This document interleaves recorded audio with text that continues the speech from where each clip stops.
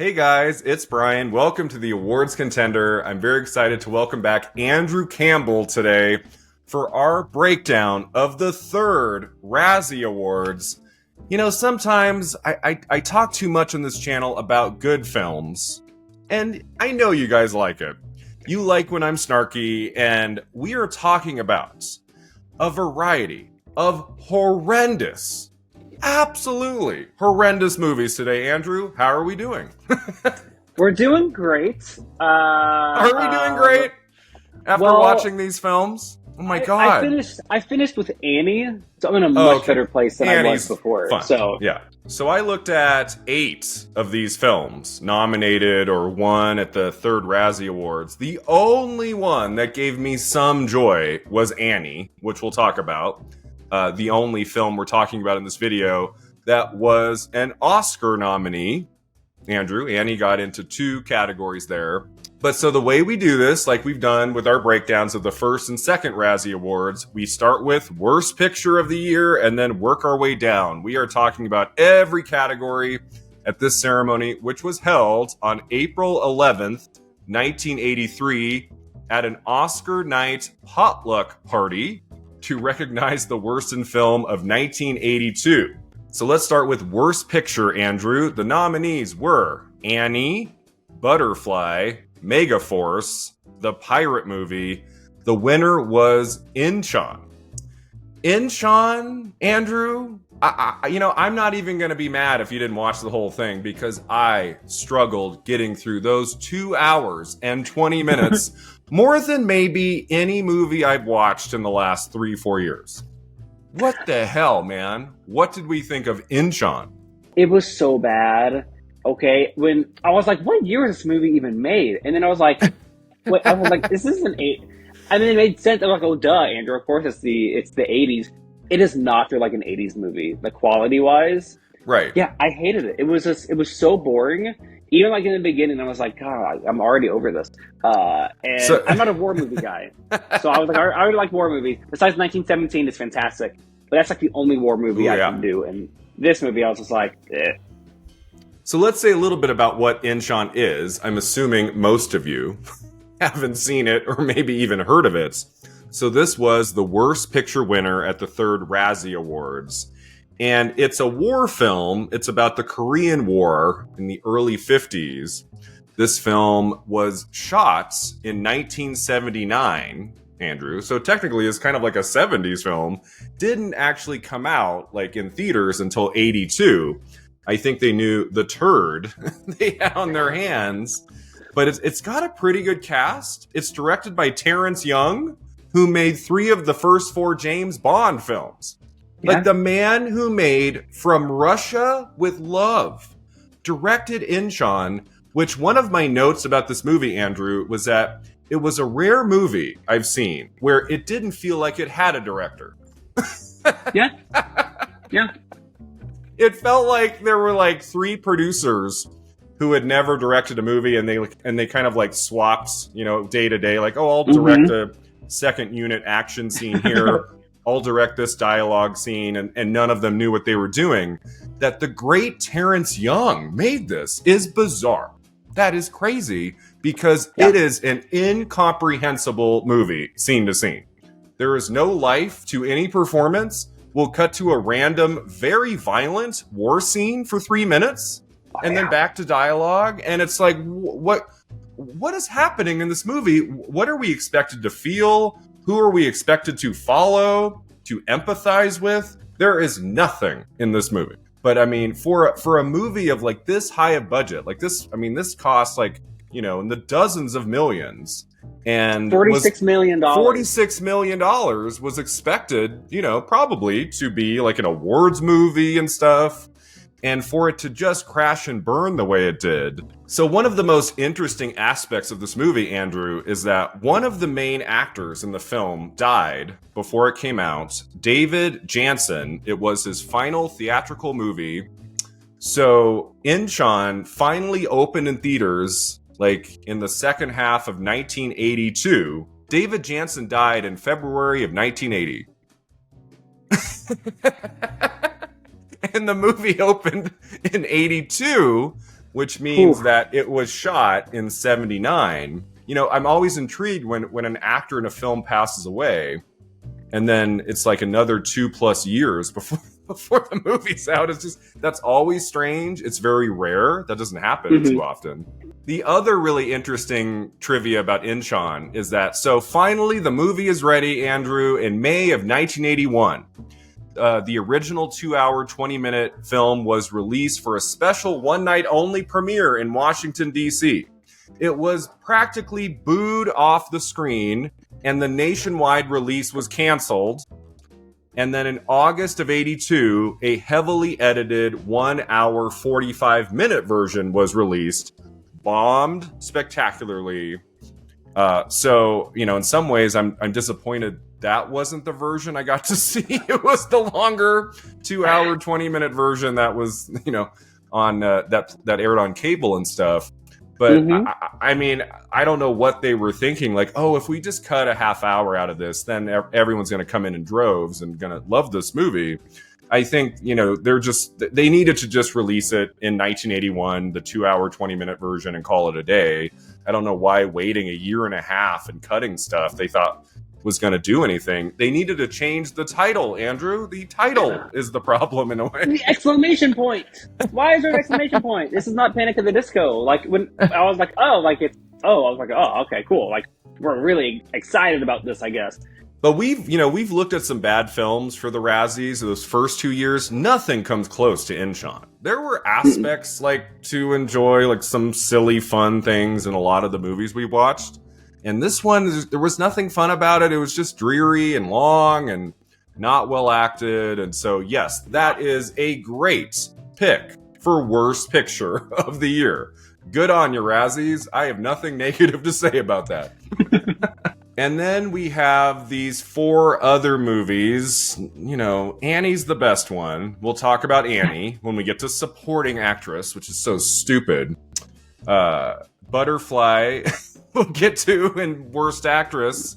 And then the pirate movie we'll talk about in director. Megaforce, Andrew. I got to talk to you about Megaforce briefly here.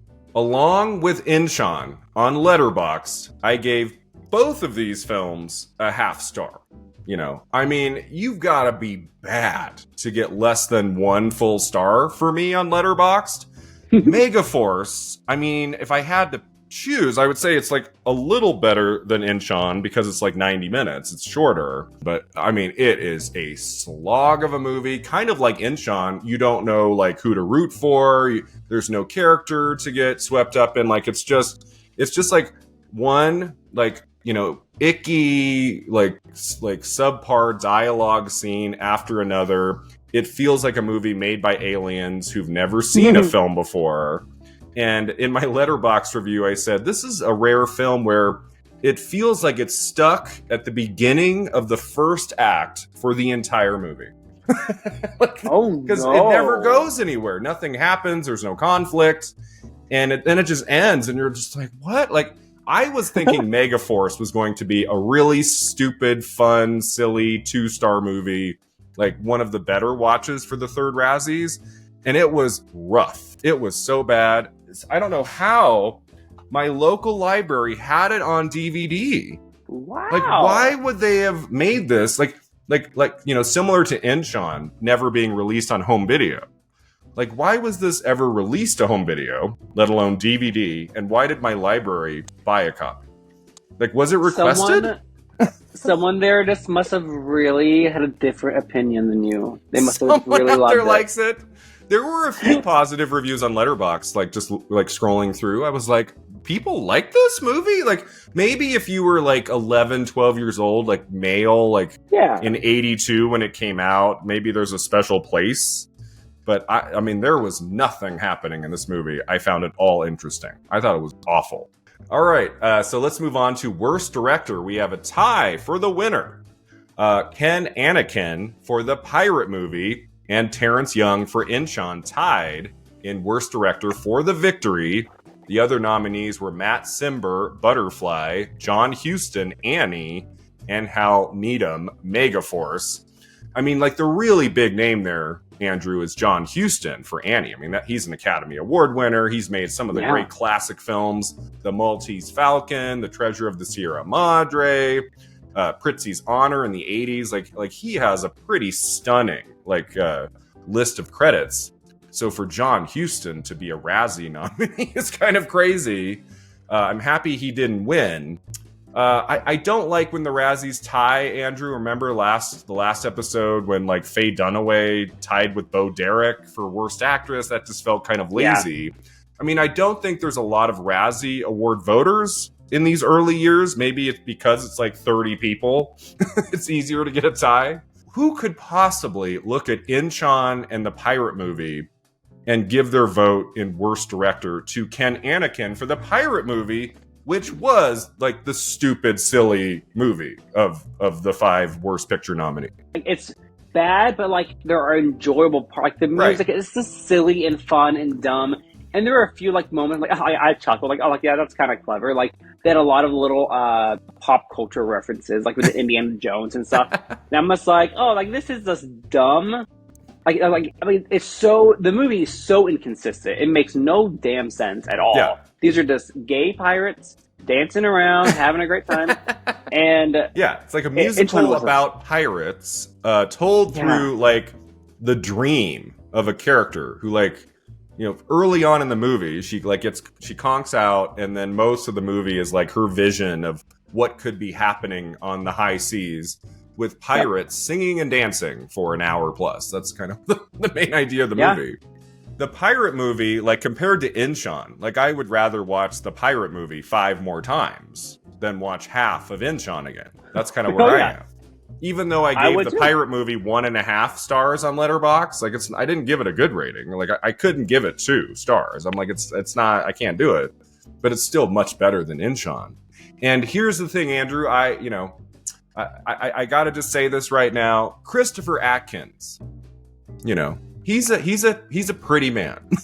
Mm-hmm. Mm-hmm. He made the Pirate movie enjoyable enough. I'll just say that. And I was just like, he's built. I was like, when he had his shirt off, I was just like, oh my God. I was just like, okay. I was like, good for him. He looks great. Yeah. These are our deep cut, like, you know, criticism of the Pirate movie. The men in it look pretty good. I was just watching it. I was like, so Blue Lagoon and the Pirate movie in the early 80s, Andrew, would Christopher Atkins only sign up for a film if he could be shirtless the whole time? I'm not going to question God's gift, okay? We're just going to leave it where it is. But yeah, I mean, worst director, I would have just given this to Terrence Young for Inchon because, as I said, the movie feels like it has no director. I mean, part of that was probably in the editing. You know, if they shot it in 79 and they spent a year plus, like, futzing with all of it in the editing. I think I read something on IMDb where Terrence Young said at some point, like, they took the movie away from him and then did what they wanted. And so I don't know if, like, Young had supervised it. Maybe it could have been, like, a tiny bit better. I don't know. But yeah, I mean, it's a bummer, man. That guy was a talented director. He worked constantly, I think from the 50s to the 80s, something like that. And yeah, his 3 James Bond movies are all-timers. They're so great. Like, he can obviously direct a film. So I don't know what happened there. But yeah, Ken Anakin could have been nominated, fine, but he didn't need to win in a tie there. All right, worst actor, Andrew. The nominees were Willie Ames for both Paradise and Zapped, 2 movies. Man. Christopher Atkins for the Pirate movie. Luciano Pavarotti, yes, Giorgio. Arnold Schwarzenegger for Conan the Barbarian. The winner was Laurence Olivier for Inchon. A very good choice, I'd say. Laurence Olivier doesn't know what the hell is going on in that movie, and he makes like a choice to play his character a certain way. He's not sleepwalking through it, I would say. Like, he's got like a weird physical look and things. But yeah, there's no life behind the delivery of his lines from scene to scene, and he is in a lot of the movie, and it's just like Laurence Olivier, Andrew, Academy Award winner, like he won Best Actor for Hamlet in the 1940s at the Oscars.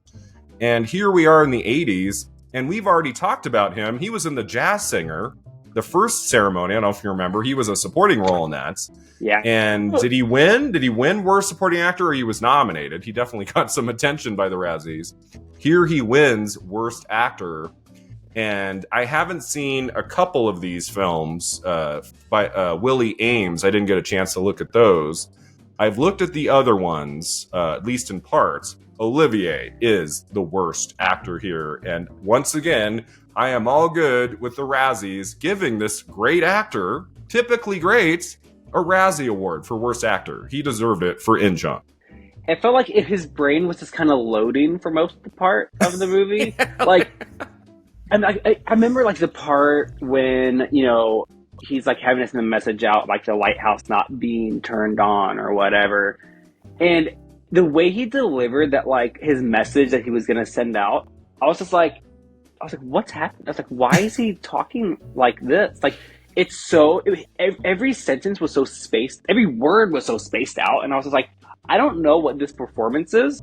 Yeah, so let's read like the top trivia note about Inchon on IMDb. In an interview during production, Sir Laurence Olivier explained why he agreed to be cast in Inchon. He said, "People ask me why I'm playing in this picture. The answer is simple: money, dear boy. I'm like a vintage wine. You have to drink me quickly before I turn sour. I'm almost used up now, and I can feel the end coming. That's why I'm taking money now. I've got nothing to leave my family but the money I can make from films. Nothing is beneath me if it pays well. I've earned the right to damn well grab whatever I can in the time I've got left." I don't know, Andrew, like, is that depressing or is that kind of great? That someone at his level in the last decade of his acting life is like, I'll just take whatever I want. I have earned it. I have earned the right to take a lot of money from people and show up in bad movies. I don't know if I like that or I loathe that. You know, there's pros and cons to that in some ways. You know, I'm like, go for it, Lawrence. Like, whatever. Like, you know, you've got a few years left. But at the same time, he's so great. Why would you just throw it all away, you know, just to make some money at the end? I don't know. So I'm kind of mixed about it. There's so many obvious roles that some amazing actors have taken because it was for money, or maybe it was for a favor. Like, It's very obvious. He's just flat out saying it. He's just like, I'm doing it for the money. I want to leave my kids some money. I've been in amazing things. I've been in bad things. I think it's like, at least acknowledging it is pretty cool.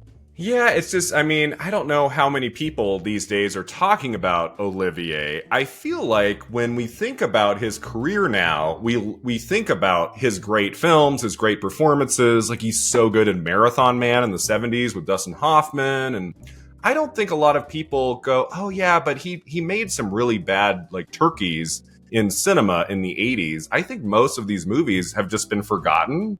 So it's like, dude, take the money, go for it, like, whatever. But yeah, so that's a good win here for Worst Actor. Christopher Atkins, if you remember, Andrew, was not nominated in Worst Actor for The Blue Lagoon, but Brooke Shields won Worst Actress. We were upset about that. So at least Atkins is here, finally represented. And I might have looked at the next year, Andrew. Christopher Atkins will be back. And he might win. Oh, no. I looked at some clips, Andrew, of the Pavarotti movie, like, you know, famous, like, opera singer, like, wanted to act in a movie. It's called Yes, Giorgio. It's like this stupid romantic comedy, poorly made. I looked at some clips of it, and I was like, yeah, I think that was his only major film performance, and it makes sense. That was the only time. Arnold Schwarzenegger, Conan the Barbarian. Have you seen that movie? His first, like, major movie. It was always just, like, on TV. I just remember the part where he's, like, being swung around, and now it's, like, a meme. I've seen that. Oh, God. It looks ridiculous. But he's fun I never in that watched movie. it. It's not a great performance. I mean, Arnold was never the best actor, but it's like... And then I'm like, oh, is Arnold, like, a mainstay at the Razzies year to year? Is he always nominated? He is not nominated again until Last Action Hero, 1993. The next 11 years, Andrew, I mean, he's in a ton of movies, some good, some bad, and he does not get a Razzie nomination. So they cooled on him. I think like Stallone in the 80s gets nominated at the Razzies all the time. But Schwarzenegger, I guess they liked him well enough that, they gave him a break for the most part. Okay. And this is his only nomination at the Razzies in all of the 80s. Let's move on to Worst Actress. The nominees are Morgan Fairchild, The Seduction, Mia Farrow, A Midsummer Night's Sex Comedy, Christy McNichol, The Pirate Movie, Mary Tyler Moore, 6 Weeks. The winner is Pia Zadora, Butterfly. It's time, Andrew. Let's talk about Butterfly. What did we think of this, this classic incest father-daughter drama? What did we think? Of all the movies, this is the strongest reaction I've had from a movie watching it. This was so bad. I was telling my boyfriend about the movie. I was just like, you will not believe what I'm having to watch right now. What Brian Rowe is making you do. My jaw was dropping every 2 seconds. She just talks like this, and I'm just gonna... My daddy, blah, blah. Oh my God. I was impersonating her voice for like 2 days. Why is she trying to seduce her father so much? And then also, why is he falling for it? And also down for it? Like, they're both just completely messed up. For me, like, whenever it's like a desert thing, like, you'll see the same thing. I visually, I get so bored. My God. And then so many names are being thrown around, but I'm like, who's who? Like, what's this family dynamic? Like, there's people who used to own the mines, and now they're rich, and they all left. And then I was like, who's her dad? And I mean, we can just go in. I don't know. It's confusing. Stacy Keach is the lead. He's the father, and he just kind of lives on his own at like this mine area in Nevada in 1930s. And he had a wife who like took the 2 girls away, right? So he's just been on his own. And then one of the girls comes back, and they have this like initial like flirtation, and they have like this weird like intense like sexual bond like by the halfway point, and it's very icky, and it doesn't feel like there's a purpose to it. And Pia Zadora, this was her like major feature film debut. She had like had a bit part in something before, but this was like her big movie, and this was the film, Andrew, that was meant to make her a star, one of the new stars of the 80s, Pia Zadora. And, I mean, maybe if she had like popped up in some romantic comedy or something more modern, like maybe she could have done okay. There's her look is interesting. I feel like in the right role, like in a modern film with a better script, better director, and there was something a little bit more zany, something more fun, maybe she'd be okay. She is great in about 1 minute of The Naked Gun, 33 1/3, The Final Insult. Andrew playing herself.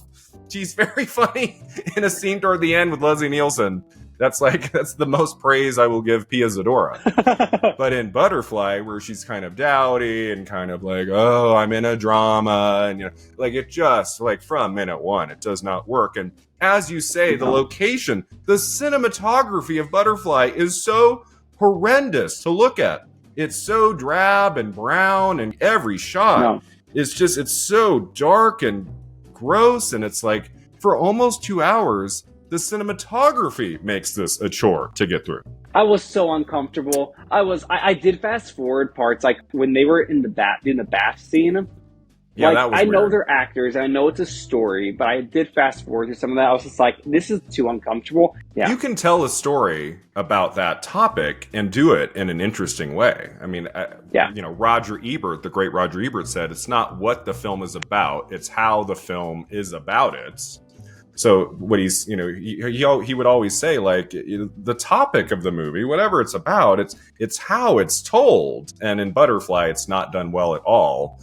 And her performance is so flat all the way through. I mean, she really drags the narrative down. I mean, she doesn't help. So, yeah, sorry, Pia. But yeah, that makes sense why you won Worst Actress. And then you look at the rest of her credits, like the rest of the 80s, Andrew. She's in like 3 more movies, and they're all like Razzie nominated. They're all, they all tank. And it just did not work out. So I've seen all of these other nominees. I watched some of The Seduction, Andrew. Morgan Fairchild, who's she's more famous, I would say, for television work. It's a very stiff performance, but it's kind of fun. Like, the cinematography is well done. It's like an obsessive, like, stalker thriller kind of a movie of the early 80s. And she's famous, and she has like a creepy male stalker like on her trail. And but Fairchild just can't act, so it's just like it doesn't work very well. Mia Farrow is here for A Midsummer Night's Sex Comedy. That's a Woody Allen movie from '82, the first collaboration between Allen and Farrow, a very famous duo in film and in other things. That's not one of his better movies. I don't think she deserved a Razzie nomination, but I kind of get that. McNichol, pirate movie, yeah, not great. And last night, Andrew, I am a huge fan of the film Ordinary People from 1980, directed by Robert Redford. Mary Tyler Moore is the star of that film. She's so great in Ordinary People. She got an Oscar nomination for Best Actress. 6 Weeks was her follow-up movie 2 years later, so I was curious. So I didn't watch the whole thing. I watched bits of it last night. And yeah, it's weird to see her in a film that's like tonally kind of similar to Ordinary People. She's got this daughter and she's not well and she's trying to take care of her, but her performance is very flat. And there is this moment on a subway at the end, Andrew, where her daughter starts to fade away like she's dying, and there's a close-up of Mary Tyler Moore holding her up, and it's so bad. She's like, no, don't go. And I'm like, who directed this movie? Oh my God, that's take one. That's take one, and then you pull Mary aside. You say, okay, we're gonna go a little bit more reserved here. You know, get the tears. Like, let's do this. Like, make it authentic. And it's like they went with take one. It's like, that's so disappointing because she's so good in Ordinary People. Now, you might be wondering if we're going to talk about the Golden Globe controversy when it comes to Pia Zadora. Yes, just hold on. We got one more category to talk about. But let's move on, Andrew, to Worst Supporting Actor. The nominees were Orson Welles, Butterfly, Michael Beck, Megaforce, Ben Gazzara, Inchon, Ted Hamilton, The Pirate Movie. The winner was Ed McMahon, Butterfly, which he is in that movie so briefly, Andrew. I didn't even notice him. The movie ended, and I was like, wait, where was Ed McMahon? And I had to go back, and he's in like this brief moment. He talks to Stacy Keach in a house for like maybe 3 minutes. He doesn't do anything to like get the nomination, I feel like. He's a little flat, weird. I guess you could say. Ed McMahon, you know, he was famous for like, you know, the prize winner, you know, he'd come to your house with the big check and stuff, and he would show up on Johnny Carson's show a lot. He wasn't really like much of an actor at the time. I think that's why he wins here, because enough Razzie voters are like, oh, Ed McMahon trying to be a dramatic actor. Here's your Razzie win. I think that's why he takes this. I'm happy, Andrew, that Orson Welles did not win, because I think his performance as the judge at the end of Butterfly is the only interesting thing about that movie. He is like playing a character and he's having fun. The funniest thing in Butterfly is how just every 5 minutes he's like, okay, you're sentenced to life in prison. And then they're like, and then Stacy Keach is like, oh, actually, she's not my daughter. And then he's like, okay, I take it back. And it's like a judge who cannot make up his mind. It's like 3 times in a long sequence. He's like, sentenced to jail. Wait, nope, changed my mind. And you know, Orson Welles is only there because he's getting a check. And he's like, I'm going to have fun with this. I don't really care what this movie is. And you can feel that in his performance. And I kind of enjoyed that about Orson Welles. You know, I have no opinion really about the other 3. Ben Gazzara and Inchon, I guess, could have won this. But, you know, he's okay. He's not as bad as Olivier. And then Beck and Hamilton, it's like, they're too forgettable. I don't even know who the hell they were in those movies. So, yeah, I guess McMahon makes sense, but he's just not in the movie enough. You know, it's like Isabella Rossellini in Conclave. Not in the film enough to warrant any awards recognition, in my opinion. All right, Worst Supporting Actress, Andrew. The nominees are Rutanya Alda, Amityville 2, The Possession, Colleen Camp, The Seduction, Diane Cannon, Death Trap, Lois Nettleton, Butterfly. The winner was Aileen Quinn, Annie. What do they have against kids at the Razzies? We've talked about this, Andrew. This absolutely infuriates me. If you're going to give Annie a Razzie Award, you don't give it to that girl. She's fine in that movie. It's not a great performance, but she's charming. She's good. She's fine. Right? So supporting? Yeah, because she's a kid, I guess. But that should be lead. Right? Yeah, She's the title character. Like, the movie's named after her. I loved the movie for years. I am still so surprised it got Razzie nominations. But, like, she's playing it very much like a theater kid. It's a Broadway show put into a film, and she's kind of still acting like it's a Broadway show, which is, I don't know, it works for me. That's really, I really, she did not deserve that. I think she did a fine job. She's cute. She's a great singer. The problem is there's no one else in this category, Andrew, who's like, it's like the clear second place or could have won. Like, there's not like a major contender. There's no one from Incheon. So like, it's not going to happen. So I think they wanted to, like, you know, just stick a knife in the back of Annie, because I could see if, like, you know, if you're cynical enough, you look at that movie, and I wouldn't go as far as to say it's good, Andrew. Like, I think, you know, it needed a director who was more familiar with musicals. John Huston had never made a musical before. He didn't make one after. This was the only time he did it, and he's more known for dramas and things. I feel like the energy, the pacing of Annie could, you know, move a little bit faster at times, and I agree. It didn't need to be like super zany or anything, but like in between musical numbers, sometimes it kind of lumbers along, and, you know, it's like it's shot more like just like a straight kind of drama. And I think the best performance in Annie by far is Carol Burnett as Miss Hannigan. Right? Like, she's great. Like, she's fun. Like, whenever she was in the movie, like, she sings a couple times, and, like, she goes just far enough with, like, the campiness and stuff, like, but you still believe that's a real person, you know? You know, some other people in it are good. Tim Curry is always fun to watch. Bernadette Peters, Albert Finney. Carol Burnett is a delight in that movie. So I'm happy, like, she's not nominated at the Razzies. That would have pissed me off, too. So yeah, Aileen Quinn, she should not be here. She should not have won Worst Supporting Actress for Annie. That's stupid.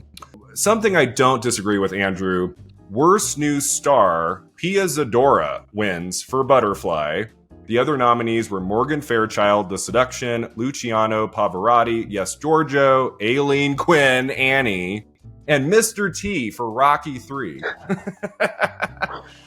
But so I have to tell the story of the controversy in case you didn't know. Pia Zadora, she wins Worst New Star at the Razzies. She won Best New Star of the Year at the Golden Globe Awards. Did you know that? Wait, for Butterfly? For Butterfly. She won Best New Star of the Year. I think she also was nominated for Best Actress. And you might ask yourself, Andrew, why? How could that possibly be for anyone who saw Butterfly? So here's what happened. Her husband, who financed the movie, he flew out all of the Golden Globe voters to his properties in Vegas to enjoy his hotels, his casino, and the live shows for like a long weekend. They were just like lavishing it up, right? And so what did they do after that weekend? They award Pia Zadora Best New Star of the Year.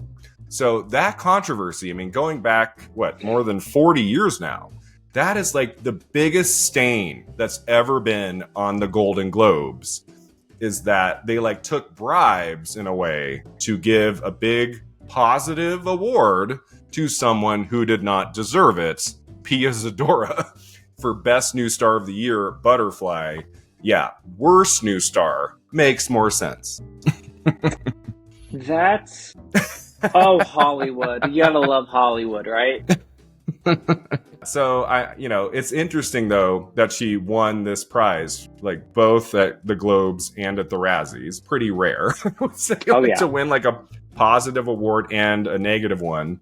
It's, it's the Sandra Bullock of it all, right? For Best Actress, Worst Actress in early 2010, which is still the all-timer example of that.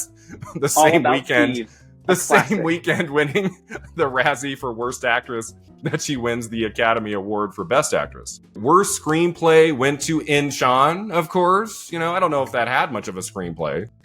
The other nominees were Annie, Butterfly, The Pirate Movie, Yes Giorgio. Yeah, Incheon had to win that. I mean, I guess we could have given it to Butterfly. That's the other one that would have made sense. I would say Butterfly. This Annie hate is killing me. I don't like this. Yeah. Annie got in at the Golden Globe. Speaking of the Globes, like it got nominated for both Aileen Quinn and Carol Burnett for Best Actress of the Year in Comedy or Musical. It also got 2 Oscar nominations, so there was some love for Annie that year too. So, Worst Original Song went to Pumpin' and Blowin' from the Pirate movie. The other nominees were Happy Endings from the Pirate movie, Coming Home to You from Author, It's Wrong for Me to Love You from Butterfly, and No Sweeter Cheater Than You from Honky Tonk Man. I really liked the song Happy Endings from the Pirate movie. I did too. That was kind of fun. I was like, this is cute. I was like, this is the bop. With a happy ending. It was like, you know, it goes on too long. I think it plays 3 different times. It's like, okay, enough. But it's kind of fun. Pumpin' and Blowin', I listened back yesterday on YouTube, and yeah, it's not great. So I'm like, at least it was that song that won worse song than over Happy Endings, which I think is pretty decent. I don't know. It's like an animated scene, like in the sea with like the fish. That's the animated fish. Yeah, that scene's not great. So that makes sense to me why that won worst song. And the Pirate movie, Andrew, also won worst musical score. The other nominees were Butterfly, Death Wish 2, Monsignor, and The Thing. The Thing, Andrew, one of the best movies of 1982. Ennio Morricone gets a Razzie nomination for his score to The Thing. That is the worst Razzie nomination of the 3rd ceremony. That is absolutely insane. That should have gotten an Oscar nomination, and it didn't. Why is it here at the Razzies? Like, F you, Razzie voters! That score in The Thing is an all-timer. And finally, the Worst Career Achievement Award at the 3rd Razzies went to Irwin Allen, the master of disaster.